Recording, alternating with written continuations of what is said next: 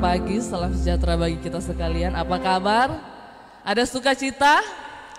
Kita bersyukur kepada Tuhan oleh kemurahan dan kasih karunia Tuhan.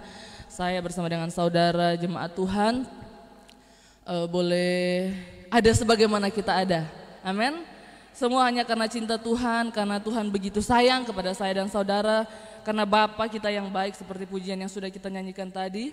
Dia Bapa yang sungguh baik, saudara. Apapun yang saya dan saudara alami hari-hari ini tidak mengurangi kebaikan Tuhan dalam hidup kita. Amin. Tuhan selalu baik. Sebab firman Tuhan katakan bahwa Yesus Kristus yang kita sembah tetap sama dahulu, hari ini, sampai selama-lamanya. Siapa yang dia berubah? Manusia. Saya dan saudara yang kerap kali berubah, tapi Tuhan yang kita sembah adalah Tuhan yang tidak pernah berubah sampai selama-lamanya. Amin. Terima kasih kepada Bapak Gembala yang boleh memberikan kesempatan kepada saya pagi hari untuk melayani firman Tuhan. Mari jemaat Tuhan, kita langsung membuka kebenaran firman Tuhan dalam Mazmur pasalnya yang ke-90 ayatnya yang ke-12.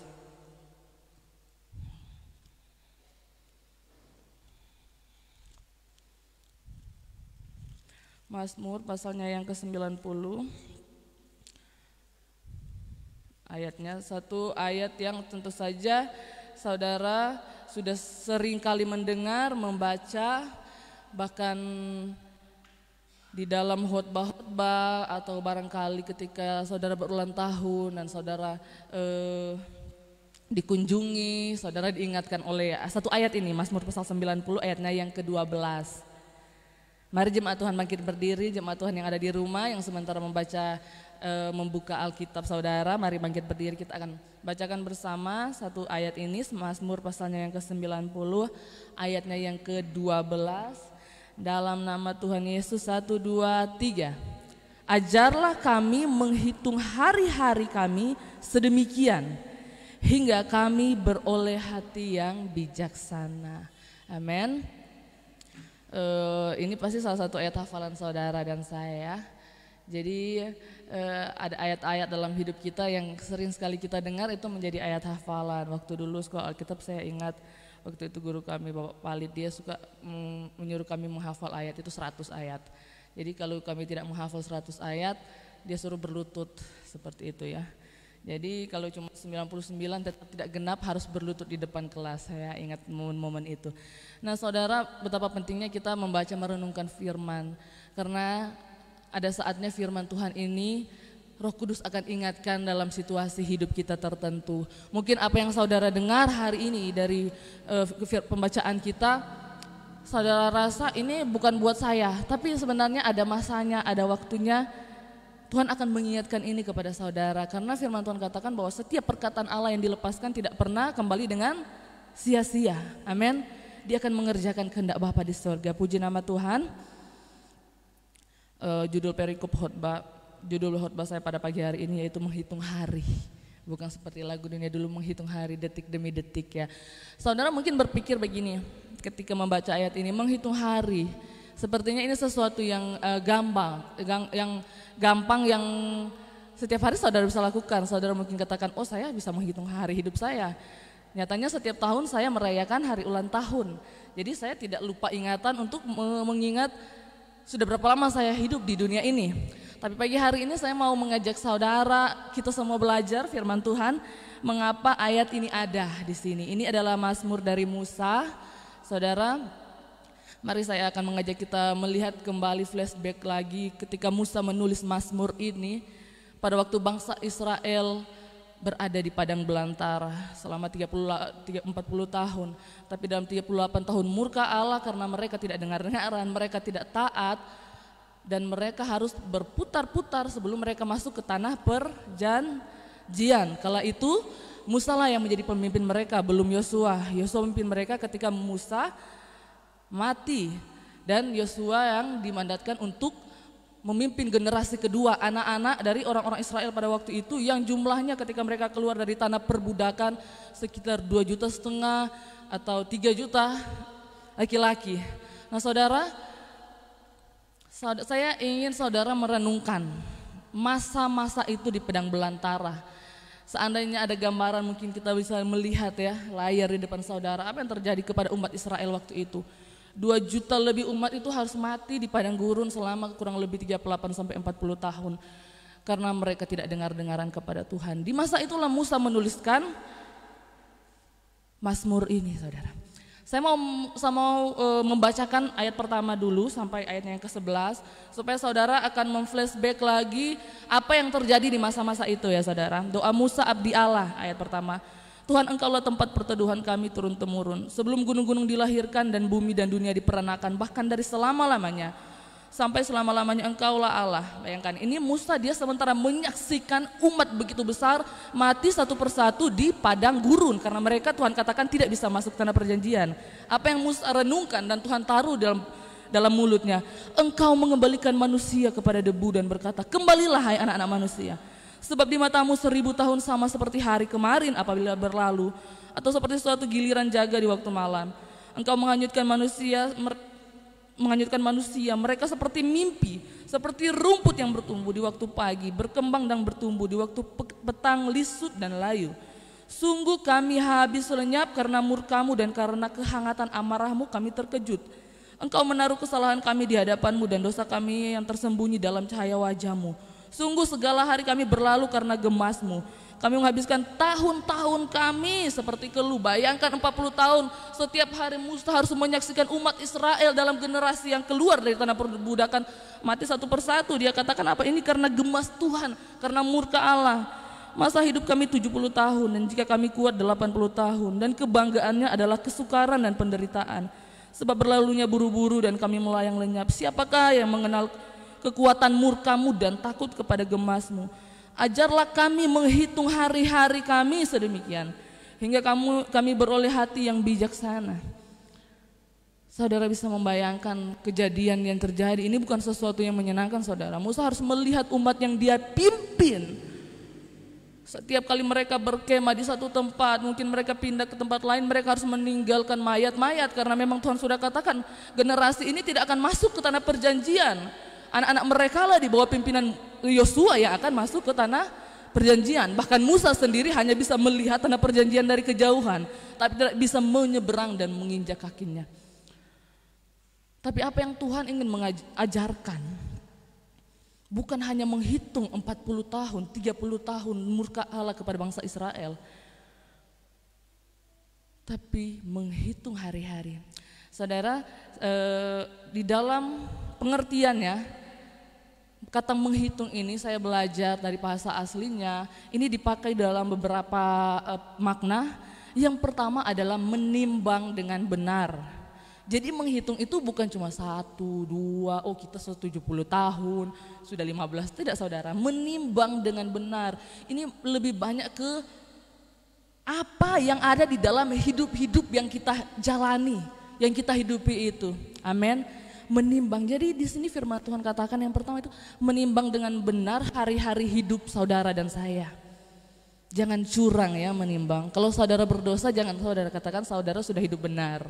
Menimbang dengan benar artinya harus sesuai dengan takaran, sesuai dengan neraca, sesuai dengan tolak ukur firman Tuhan. Jangan mencurangi firman Tuhan dengan tidak mengakui kesalahanmu, dosamu. Siapa yang tidak berdosa saudara? Musa saja firman Tuhan katakan orangnya lembut hatinya.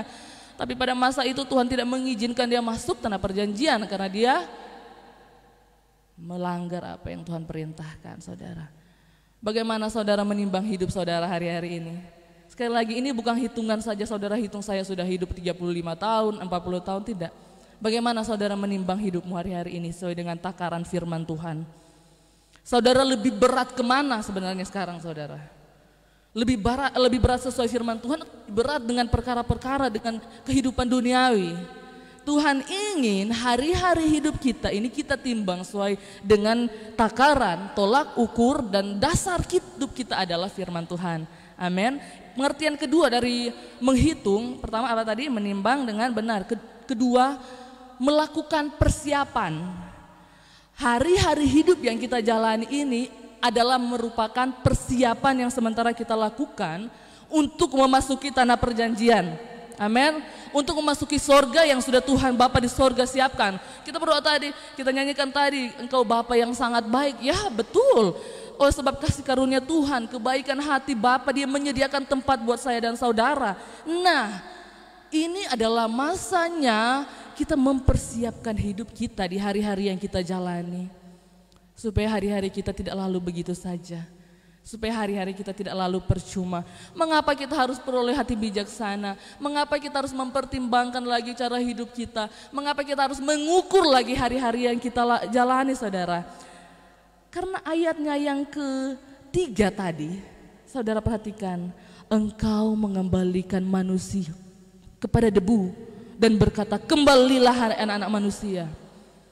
Kita harus memperhatikan hidup kita, menakar lagi hidup kita. Kita harus melakukan persiapan karena kita adalah manusia yang fana. Tidak ada manusia abadi, amin. Tidak ada manusia yang hidup kekal, saudara, di dunia ini. Karena dunia ini fana adanya. Debu akan kembali menjadi debu. Saudara harus mengingat keberadaanmu. Kenapa saudara perlu peroleh hati bijaksana? Mengapa saudara harus melihat lagi cara-cara hidupmu? Karena saudara tidak tahu apa yang akan terjadi dalam hidup kita ke depan, saudara. Firman Tuhan katakan dalam ayatnya yang ke-56, engkau menghanyutkan manusia seperti mereka seperti mimpi, seperti rumput. Pagi ada dan petang layu. Firman Tuhan dalam ayat lain katakan seperti uap. Saat ini saudara lihat ada asap-asap di atas belangan, setelah itu lenyap. Begitulah kehidupan kita, saudara. Ini bukan hanya saudara, ini bukan hanya cerita-cerita saja, perumpamaan, tapi itulah kehidupan manusia.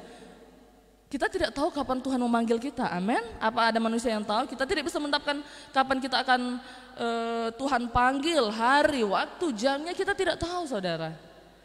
Oleh sebab itu kehidupan kita fana. Dan karena hidup ini fana, kita akan kembali menjadi debu, saudara. Mari kita belajar menghitung hari-hari hidup kita. Mari kita banyak memperhatikan hari-hari yang saudara jalani ini. Hidup ini singkat, saudara tidak tahu apa yang akan terjadi besok dalam hidupmu. Amin. Apakah hidup saya ini sudah betul-betul berat ke arah firman atau berat ke arah dunia? Amin. Haleluya. Hidup ini singkat, hidup ini sementara.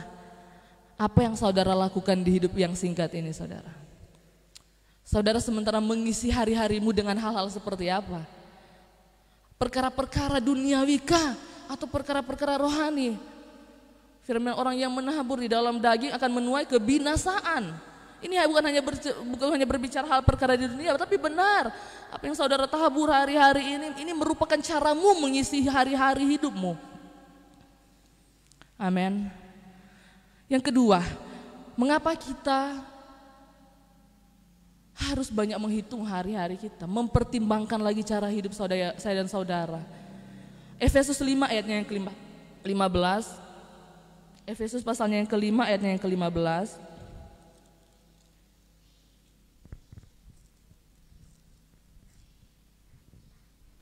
Karena itu perhatikanlah dengan saksama bagaimana kamu hidup. Janganlah seperti orang bebal, tetapi seperti orang arif. Memperhatikan hidup, saudara. Jangan kata seperti orang bebal, tapi harus seperti orang arif. Ayat 16 katakan begini, dan pergunakanlah waktu yang ada karena hari-hari ini adalah jahat. Kalau yang pertama tadi, kenapa kita harus menilai lagi cara hidup kita, menghitung lagi bagaimana takaran hidup kita. Pertama, kita ini manusia, kita ini limited, bukan tidak terbatas. Kita punya tenaga, kita punya kekuatan, dan kita punya nafas. Bisa, saudara, kapan saja Tuhan memanggil kita. Yang kedua, hidup yang kita hidup ini, hari-hari dunia ini semakin hari semakin jahat, saudara. Amin. Betapa pentingnya kita berbeda, betapa pentingnya kita hidup sesuai dengan apa yang Tuhan mau, saudara, hidup. Kita selalu bernyanyi, hidupku bukan aku lagi tetapi Yesus ada di dalamku. Kita selalu bernyanyi, hidupku itu karena perkataan Tuhan, bukan karena perkataan manusia. Tapi kita tidak mau hidup sesuai dengan perkataan Tuhan, saudara. Kita berseru Tuhan, Tuhan, Tuhan, kita minta ini itu kepada Tuhan. Kita klaim, katakan doa orang benar besar kuasanya. Tapi kita tidak hidup sesuai dengan kebenaran firman. Bagaimana berani kita minta kepada Tuhan, kita mengklaim janji firman Tuhan, tapi kita tidak melakukan bagian kita untuk menjadi pelaku firman Tuhan. Amin. Oh, berdoa aja tuh orang pasti kuat, yakin kuat dengan iman. Betul saudara dengan iman, tapi kalau hidupmu tidak berkenan dengan di hadapan Tuhan, jangan bermimpi doa saudara akan dijawab. Tidak hanya dengan cukup modal, dengan perkataanmu, pokoknya dengan iman kita pasti mau jadi. Tapi hidup saudara tidak bereskan di hadapan Tuhan. Firman Tuhan katakan, yang menjadi penghalang antara engkau dengan Tuhan adalah dosamu. Saudara meminta setiap hari, tapi tidak ada jawaban. Karena dosamu yang menghalangi engkau menerima jawaban dari Tuhan. Amin. Karena saudara lebih berat kepada dunia dibanding kepada perkara rohani. Saudara lebih banyak menabur perkara-perkara dunia dibanding hal-hal rohani. Ini yang membuat saudara tidak menerima janji, tidak menerima jawaban Allah. Jadi jangan menuntut Tuhan berkati saya. Perpuluhan saja saudara tidak jujur. Kenapa saya miskin ya? Kenapa saya untuk makan nasi saya harus pinjam ke tetangga? Perpuluhan saja saudara menipu Tuhan. Saudara tidak sedang menipu gembalamu, tapi saudara menipu Tuhan. Jadi tidak usah klaim janji Tuhan, tapi saudara tidak menjadi pelaku firman Tuhan. Tidak bisa seperti itu saudara. Kalau saudara melakukan firman Tuhan, silakan saudara klaim firman Tuhan. Malah Tuhan bilang, ujilah aku kalau aku tidak mencurahkan berkat. Betul tidak? Tapi kalau saudara tidak sesuai dengan firman Tuhan, hidup tidak kudus, mulut tidak kudus, perkataan dan perbuatan tidak kudus, bagaimana saudara akan klaim doa orang benar besar kuasanya, sementara saudara hidup tidak baik? Amin. Perbaiki dulu cara hidup kita saudara, supaya dengan yakin kita bisa dengan pede, dengan percaya diri kita bisa katakan, Tuhan kami percaya janji Tuhan. Amin. Kami sudah lakukan bagian kami, Tuhan pasti lakukan bagiannya. Tapi kalau bagian saudara tidak lakukan, enggak usah saudara mau katakan kepada orang firman Tuhan, tapi di belakangnya saudara tidak mau melakukan firman Tuhan itu sendiri. Haleluya. Puji Tuhan, hari-hari ini adalah jahat saudara. Mari kita menimbang hidup kita dengan benar, dengan jujur, dengan berpatokan kepada firman Tuhan. Tolak ukur saudara dan saya bukanlah perkataan tetanggamu, orang-orang di sekitarmu, bahkan bukan perkataan suami, orang tua atau anakmu, tapi perkataan Allah. Sebab kita hidup di dalam perkataan firman Tuhan. Katakan oleh Rasul Paulus, hidup kami adalah hidup karena percaya, bukan karena melihat. Amin. Manusia suka melihat apa yang di depan mata, tapi Tuhan melihat hati saudara dan saya. Tuhan melihat ketulusanmu untuk melakukan kebenarannya. Haleluya. Saya membacakan lagi dalam ayat tadi, Efesus 5 tadi, ayat 15. Karena itu perhatikanlah dengan saksama bagaimana kamu hidup. Janganlah seperti orang bebal, tetapi seperti orang arif. Dan pergunakanlah waktu yang ada. Waktu yang ada. Ini bukan berbicara juga, Tuhan masih lama datang. Selama saudara masih menginjakan kaki di hari ini, di bulan ini, di minggu ini, pergunakanlah hari itu. Amin. Sebab hari itu jahat saudara.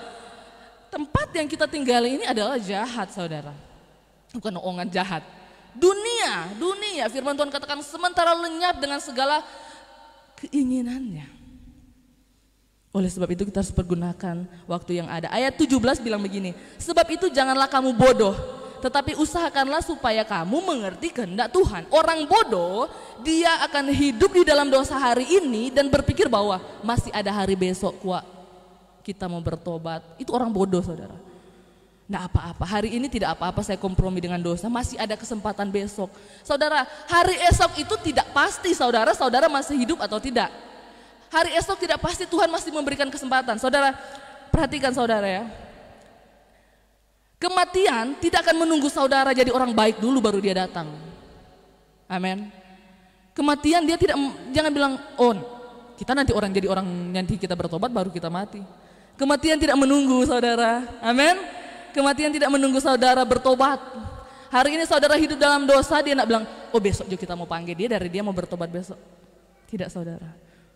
Kematian tidak pernah menunggu saudara menjadi orang baik dulu baru dia datang. Kapan saja dia bisa datang saudara. Oleh sebab itu, kita harus persiapkan hidup kita setiap hari. Setiap hari mempersiapkan hidup kita bukan untuk hal-hal yang kita lihat saat ini, tapi untuk perkara besar yang Tuhan sudah sediakan, untuk sorga yang menanti kita, menanti saya dan saudara. Oleh sebab itu minta Roh Kudus selalu ingatkan kita, kalau kita berbuat salah hari ini, mari minta Roh Kudus tolong saya, Roh Kudus mampukan saya. Supaya saya jangan membuat hari ini lalu begitu saja dengan perkara-perkara yang sia-sia, tapi kita mengisinya dengan hal yang berkenan kepada Tuhan. minta kepada Tuhan, ajarkan kami Tuhan, supaya kami sadar dan mengerti. Dalam Kolose 2 ayat 2-3,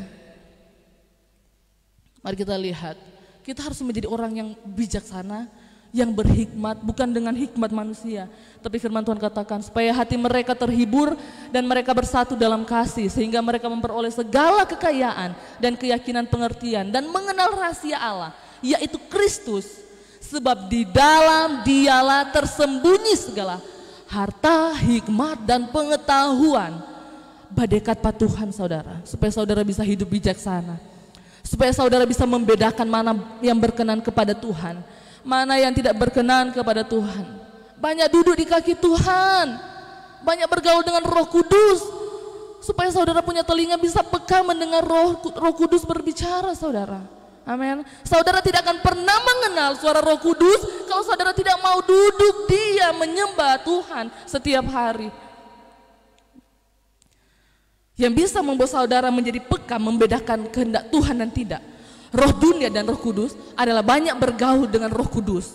Ketika saudara bergaul dengan Roh Kudus, ketika ada roh lain yang mau datang dalam hidup saudara, saudara bisa bedakan, oh ini bukan Roh Kudus, ini bukan perkataan firman, ini pengaruh dunia ini. Amin.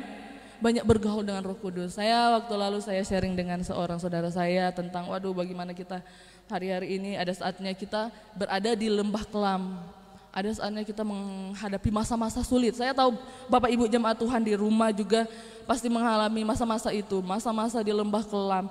Masa-masa itu firman Tuhan katakan ada. Pemazmur juga katakan memang lembah kelam itu saudara harus lewati. Tiba-tiba satu kalimat Tuhan taruh di hati saya begini, dan saya ucapkan kepada saudara saya tidak takut dengan lembah kelam. Saya takut kalau saya berdoa dan tidak ada hadirat Tuhan lagi saudara. Amin. Yang saya takut, yang perlu kita takuti adalah ketika saudara berdoa dan saudara tidak rasa hadirat Tuhan lagi. Itu lebih menakutkan daripada saudara melewati sakit penyakit lembah kelam.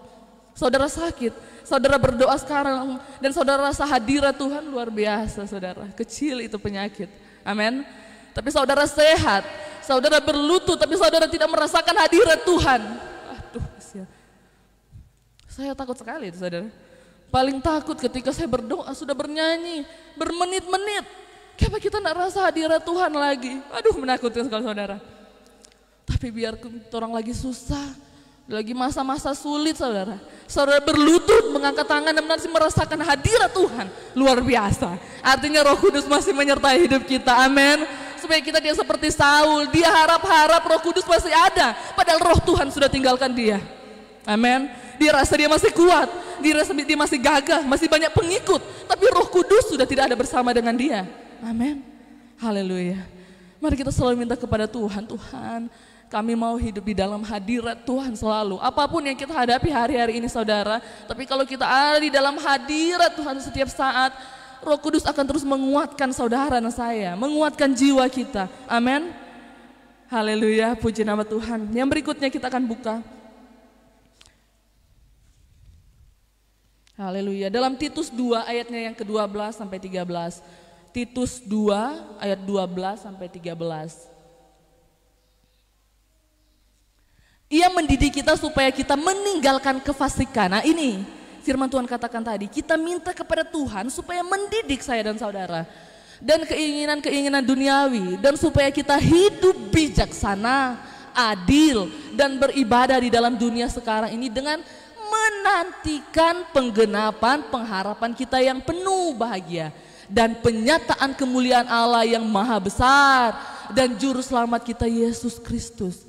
Ini yang saya katakan tadi, kita minta Tuhan tolong kami supaya kami belajar, supaya kami tahu hari-hari yang kami jalani, sebab kami sementara menantikan penggenapan pengharapan kita.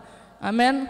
Supaya kami mempersiapkan diri kami sebaik mungkin menjadi mempelai Kristus, supaya ketika Tuhan datang, Tuhan dapati kami ada iman, Tuhan dapati kami tetap hidup tidak bercela di hadapan Tuhan.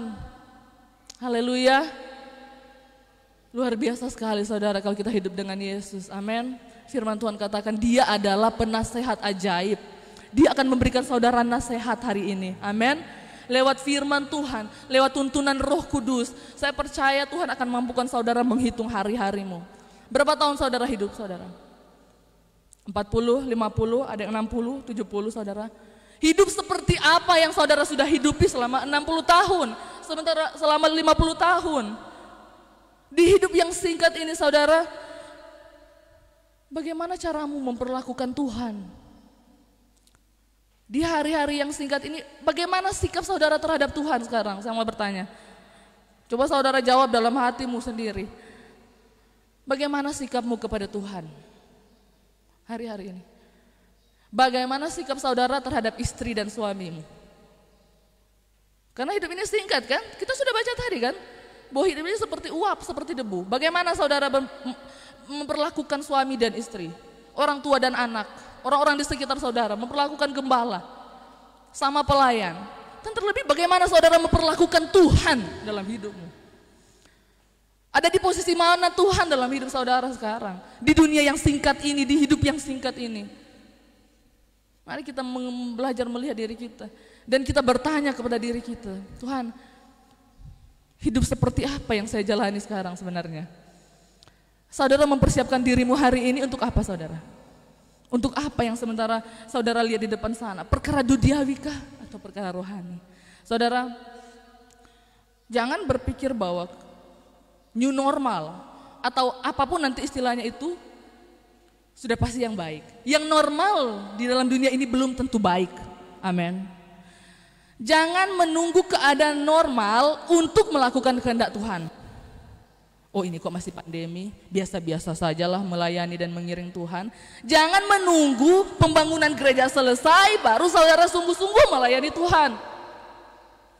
Karena kita tidak tahu hari esok seperti apa saudara. Gedung seperti ini kan Tuhan hancurkan sekejap bisa. Ini cuma cerita saudara ya, cuma cerita saja saudara. Karena saya katakan, saya menyemangati bahkan mulai dari kami keluarga suami saya.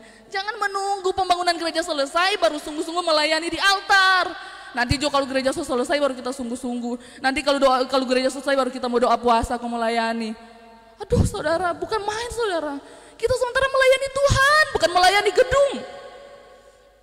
Kalau Tuhan panggil saudara sebelum pembangunan selesai gimana? Saudara tidak memberi yang terbaik dong.